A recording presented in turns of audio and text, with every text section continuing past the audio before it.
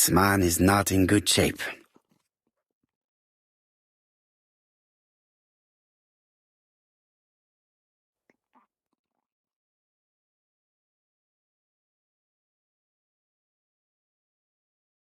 He is worried and very tired, and other police have been hard on him.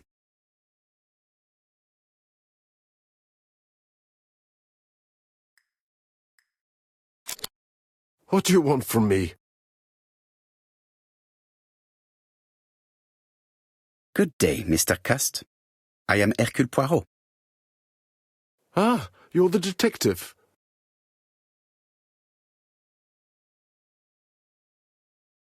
Yes, I am the person you have been sending the letters to. I didn't write these letters. I've already said so.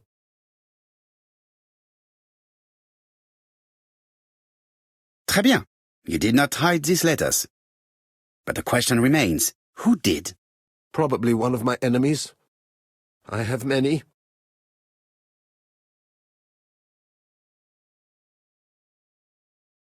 I do not believe that you are capable of murder, Mr. Cust. I hope not.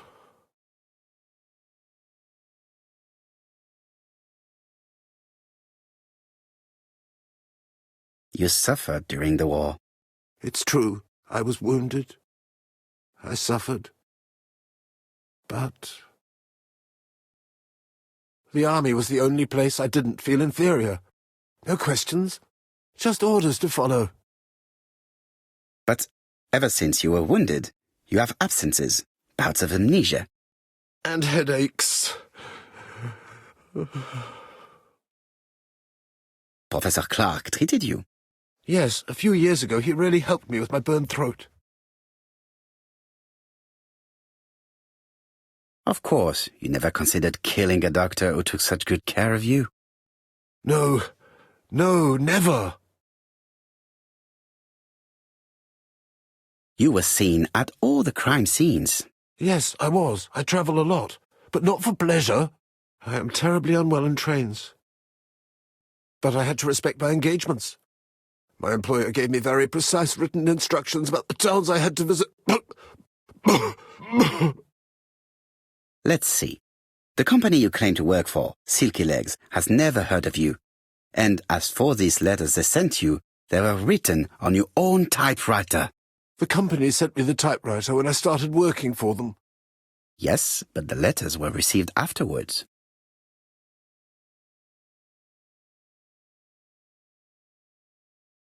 So it would appear that you typed them before sending them to yourself.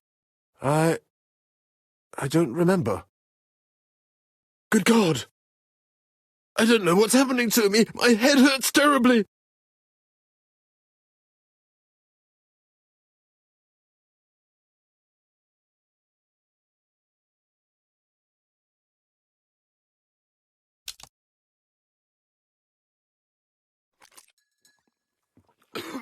Take this. It will help you.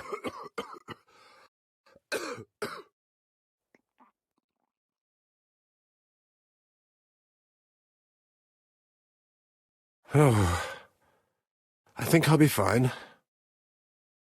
Let us see, Cust. Look at me. You know very well that you committed these murders? Yes, I know. But I'm not wrong in saying that you do not know why you committed them. No, I don't.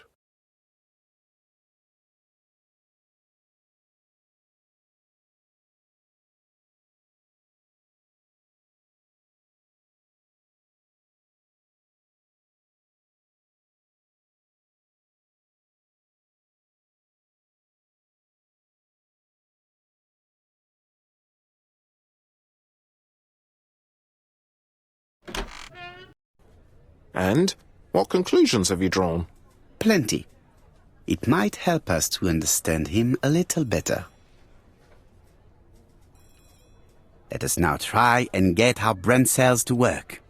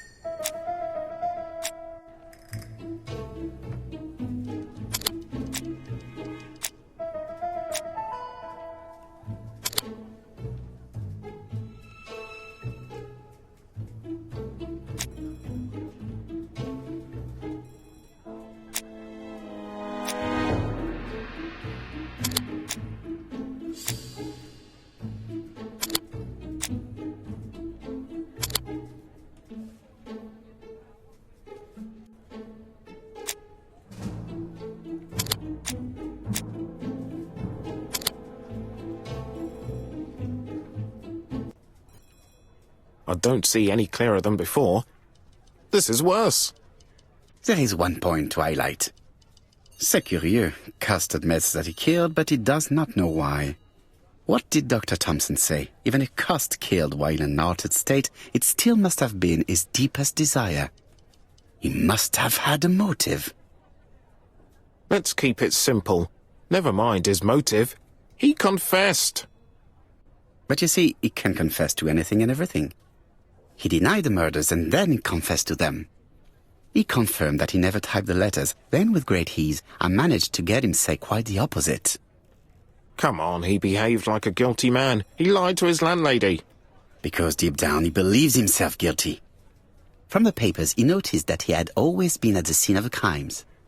He must think that he killed and then simply forgot what he had done. How can you be so sure? Let us look at his psychological profile. You will understand my point of view. Let us now try and get our brain cells to work.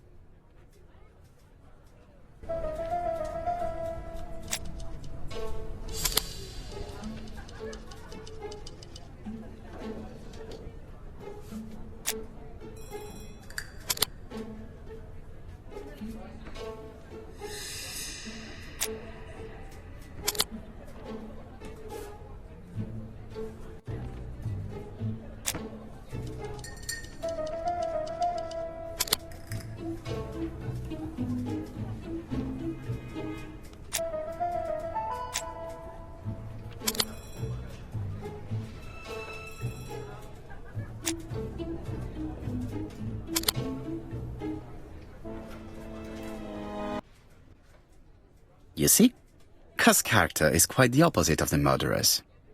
But if he's a madman, can we really talk about his character? You know very well that our murderer does not behave like a psychopath. Apart from the signature, there is no ritual repetition in the choice of victims. Very well, you're right as always. So we have no confession, no culprit, no suspects, nothing. And all that after 2 months of inquiry? What should I do? Have faith. Just give me 24 hours.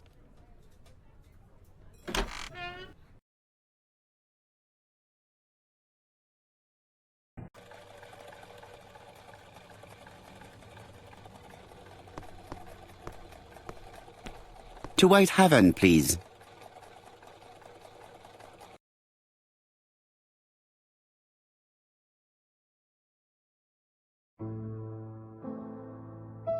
Cast's arrest is a great success for you, Poirot. It's all clear now, except maybe 1 or 2 details.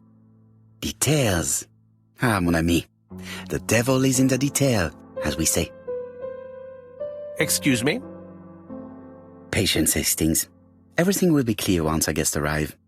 Best be prepared. Slip a revolver into your pocket before they do. A revolver? But Poirot, what are you afraid of? Trust me. It is important you carry a weapon for this meeting. I will lend you mine. What about telling me what you have in mind? Surtout pas. You wouldn't be able to play your role. Wait 1 moment, I will bring you my weapon.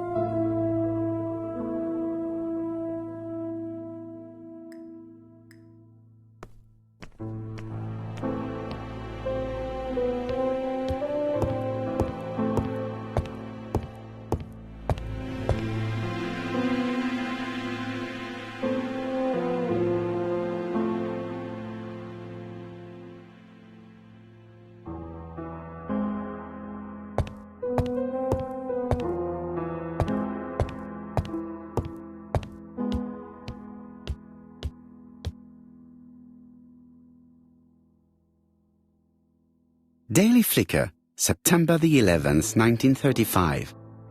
ABC affair, Terminus Doncaster, Japp and Poirot arrest the killer. A.B. Cust is the name of the alphabet murderer. The police have arrested him in a hotel in Doncaster. He was preparing to kill his 4th victim, Mr. Dick Dudley Dunbar, the establishment's manager. Mr. Dunbar owes his life to the miraculous intervention of Inspector Japp of Scotland Yard and Detective Erkül Pуаро.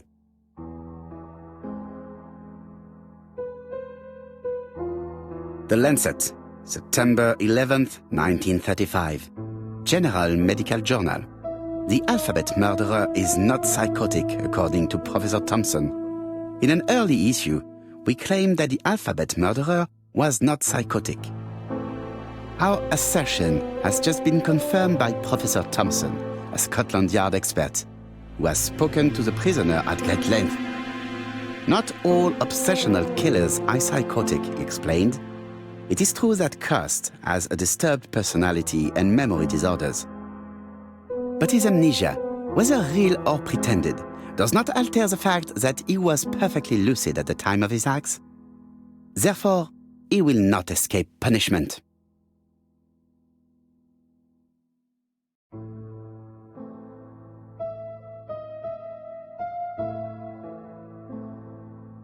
Ah, some cool hair.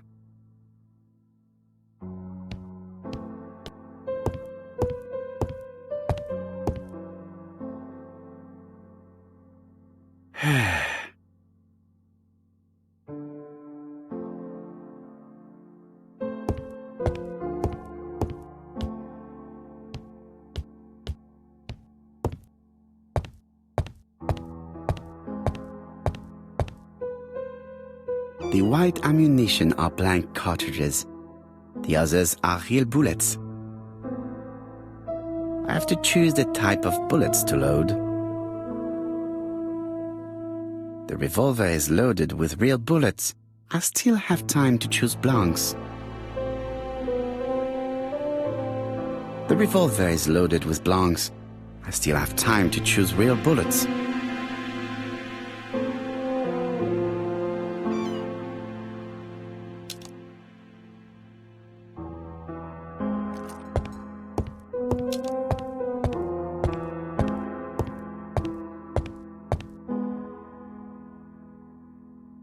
Voila, I entrust you with my weapon. It has hardly been used. It is almost new.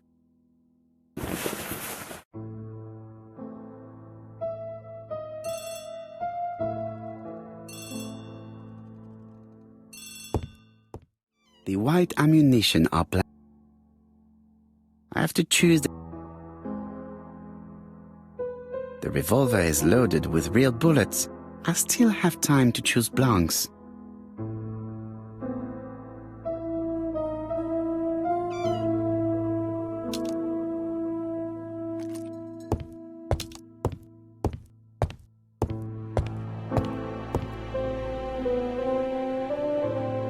Voila, I entrust you with my weapon. It has hardly been used. It is almost new.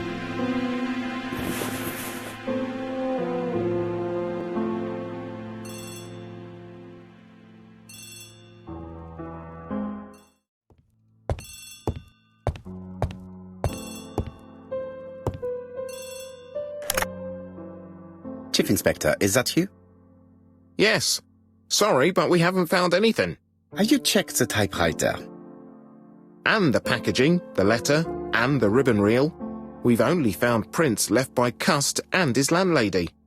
Well, never mind, I shall make do. So, are you still going to hold your meeting? Of course, Chief Inspector. I can hear my guest coming up the stairs. Why have you brought us here, Mr. Poirot? Since Cust's arrest, I thought it was all done and dusted. Miss Gray formally identified him, as well as Miss Barnard. Yes, and the stockings he saw drove the same brand as the ones found at my aunt's.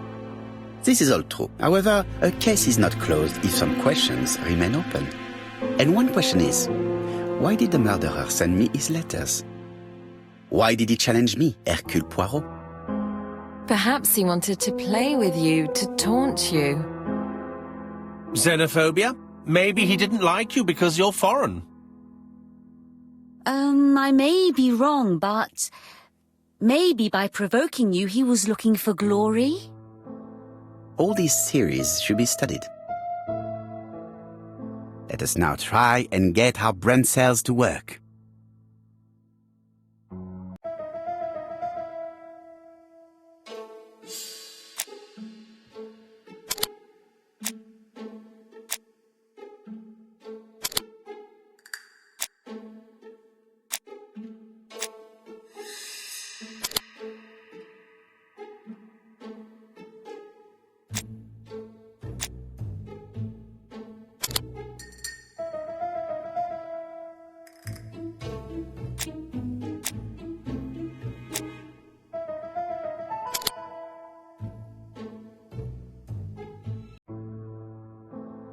Is everything clear now?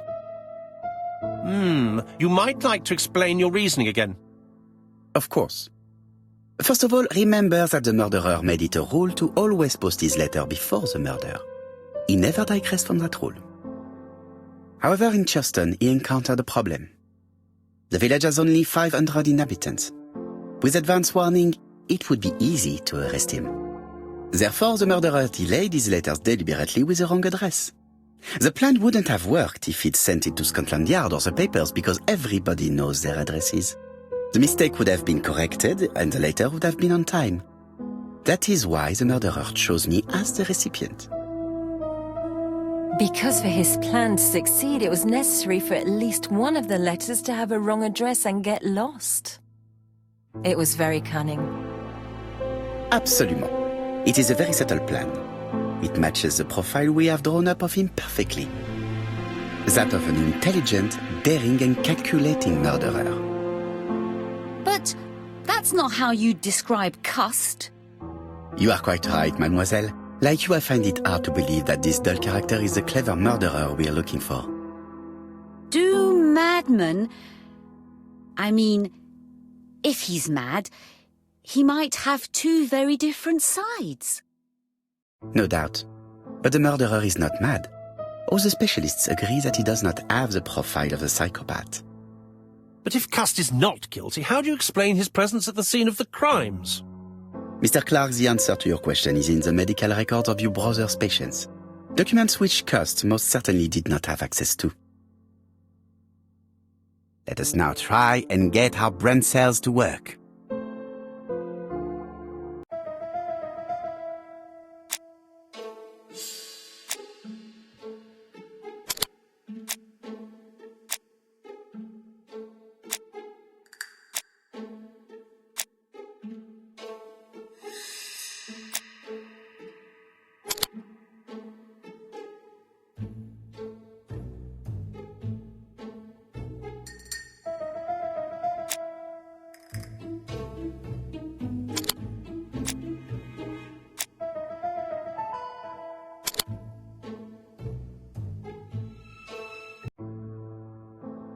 Dr. Clark's patients' records provided a very useful list of potential victims, sorted by alphabetical order. The killer definitely used it, explaining the fact that all the victims were former patients of the doctor. It is this fact that clears Cust once and for all, because he never had access to these records. So how did he happen to be at the scene of the crimes? Either the murderer sent him there, or Cust was following him closely. Cust's highly suggestible nature leads us to the second hypothesis. The murderer was manipulating him. He systematically sent Cust to the towns where he was going to strike, so that the suspicion would land on the poor man's shoulder. That's evil. What sort of killer could have such a plan? And what would he gain from three completely different murders? Indeed, it seems unlikely that the same murderer committed all the crimes. What should we take from that? Just one murder was of benefit to the murderer. The others were just diversions. On reflection, there is only one conclusion. The murderer killed once out of interest and twice to divert our attention. This reasoning points at two potential culprits. Franklin Clark. Donald Fraser? Yes, mademoiselle. That's good thinking. Mr. Fraser may have killed Betty out of jealousy. Mr. Clark may have killed his brother in order to inherit his large fortune. Both have a motive. But Donald did not have access to Dr. Clark's records. Please allow me to disagree with you, mademoiselle.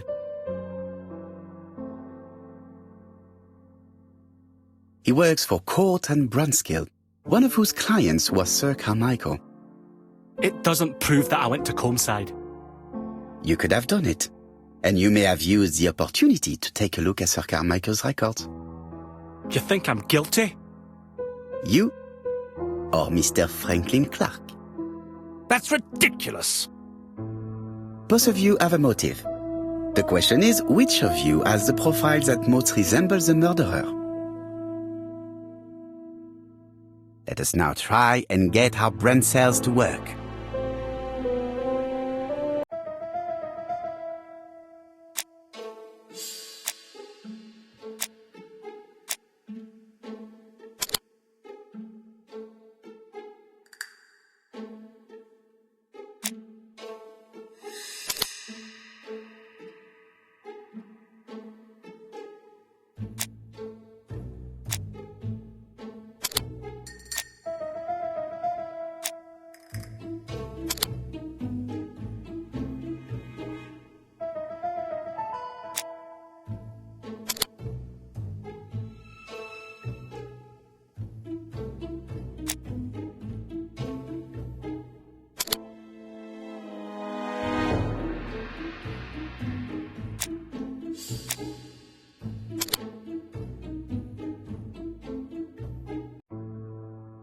Ladies and gentlemen, Donald may share many character traits with the murderer, but he does not have his cold indifference. He has a temper. It is hard to imagine him planning anything. Also, jealousy is his motive, and crimes of passion are rarely planned.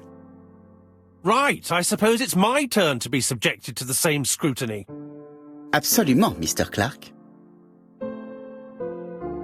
Let us now try and get our brain cells to work.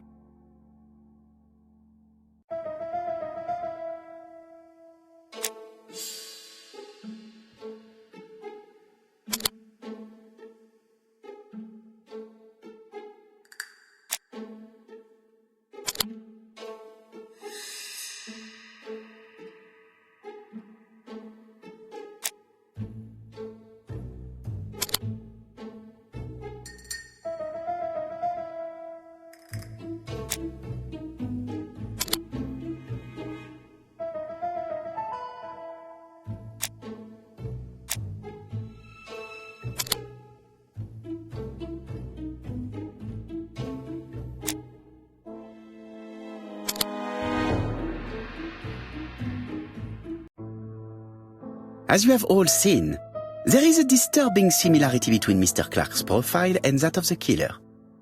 In actual fact, it is exactly the same. Mr. Poirot, your psychological studies are interesting, but your conclusions do not add up. Why would I have wished my brother's death? The inheritance is lawfully mine. I just have to wait. No, you had to act quickly. Because of Miss Grey. Mademoiselle, although you haven't been telling the truth, there is no doubt in my mind that you would have found a way to marry Sir Carmichael after Lady Clark's death. For you, Mr. Clark, it was a disaster. If Miss Grey had children by your brother, you would not have inherited a thing. You realized the danger after reading several letters from Comside, especially one in which your brother opened his heart to you. So you hurried home from China, and you took action. In truth, Cust was no more than a puppet manipulated by the real culprit. You, Mr. Clark. Such an imagination, Mr. Poirot. In fact, nobody manipulated Cust. The famous instructions he received by post. He wrote them on the typewriter. We know that for sure. Oh no. You know perfectly well that is not true. Eh bien voilà, light has now been shed on the ABC murders. Your theories are ingenious, but you haven't any proof. 1 point to him. For the moment, I have no material proof. Either I admit to it, or I bluff. One thing proves it. The prints you left on Cust's typewriter. Enough. Oh, of course you wiped the typewriter before sending it. But not carefully enough. Scotland Yard has found your print along with those of Cust.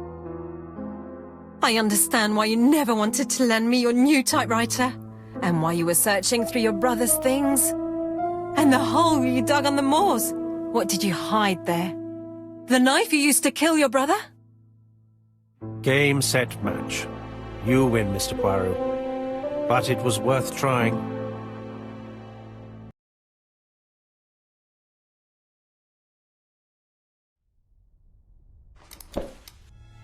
Don't come near me! I'll never let you take me, Mr. Poirot!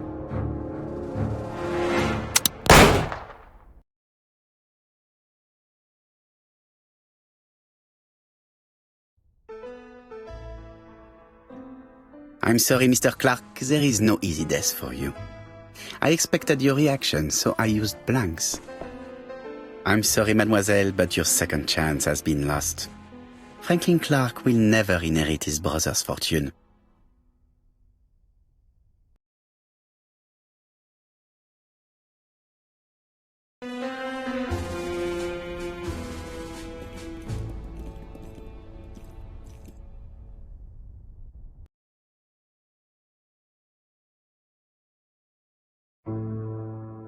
Disappointed at having missed the chance to become Lady Clark, Thora Grey left England.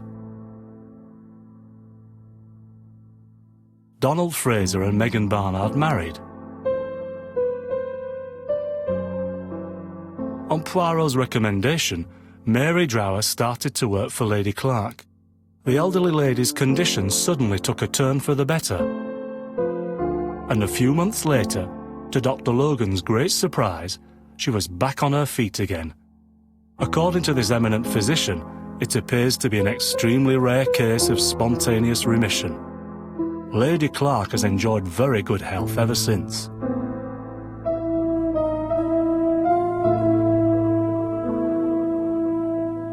Journal of an Innocent. The incredible story of ABC. As for A.B. Cust, after being advised by Poirot, he made a great deal of money by selling his story to the press. And as for me, and with business booming, the Black Swan has become the #1 tourist attraction in the whole of Yorkshire, even more popular than York Minster.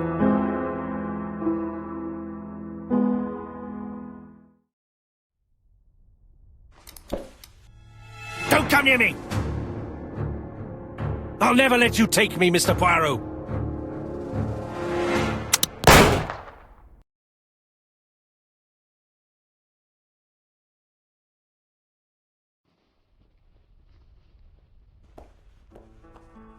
Took the law into his own hands. He had no right. He should have paid for his crimes. I should have expected what he did. Come on, Poirot. Everybody makes mistakes. Exactly. Hastings, if one day I sound pretentious, please whisper these 3 letters in my ear. ABC.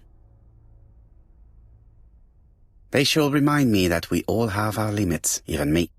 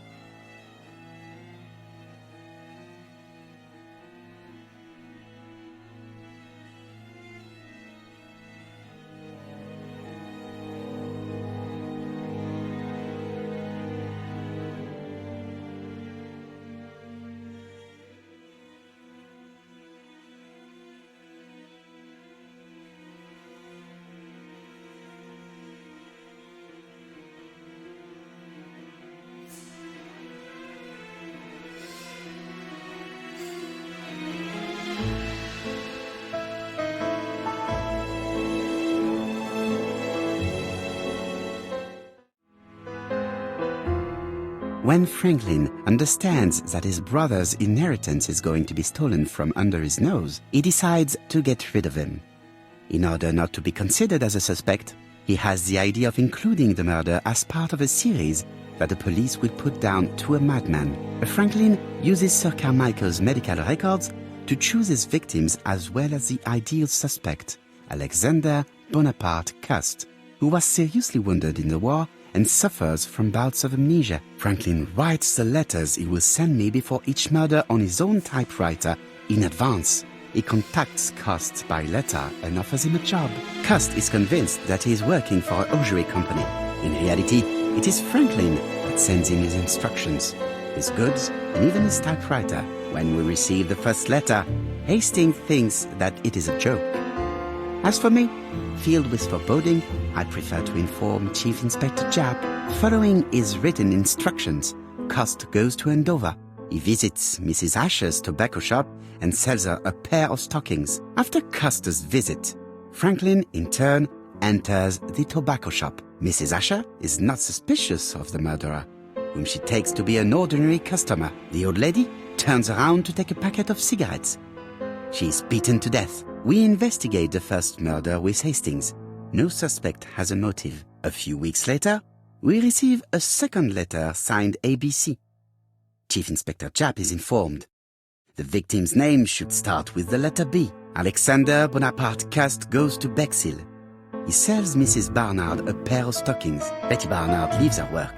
She's dressed to go out. The young woman is strangled on the beach. Betty was killed by the man who had arranged to meet her that evening, the seducer Franklin Clark. In Bexhill, Donald Fraser appears to be the perfect suspect for Betty's murder, but he has no connection with Mrs. Asher. 5 days after the Bexhill murder, Cust goes to Churston for his work. In the afternoon, Sir Gray turns away a stocking seller. After dinner, Sir Carmichael Clark takes his usual walk. His brother waits for him, hidden behind a bush. The murderer leaps out from his hiding place and cuts Sir Clark's throat. The third letter arrived late. Franklin deliberately wrote a wrong address. In Churston, Thorogray and Franklin Clark are the main suspects. Back in London, Cust is seized by violent coughing fit and brings up blood. He stains his shirt, which later frightens his landlady. We receive the final letter from ABC. The next murder will be in Doncaster. The second general meeting in London highlights the common point between the victims, stockings and a throat condition. Custer's landlady telephones Scotland Yard to tell them about her suspicions. Cust is arrested shortly afterwards in Doncaster. Franklin had planned a fourth murder in Doncaster. He abandons the idea after Custer's arrest. Cust confesses to the crimes he did not commit. He's an easy culprit. Too easy. Franklin Clark is unmasked. He is the true culprit and the man who manipulated Cust. And there we have it. Another case solved by Ercule Poirot.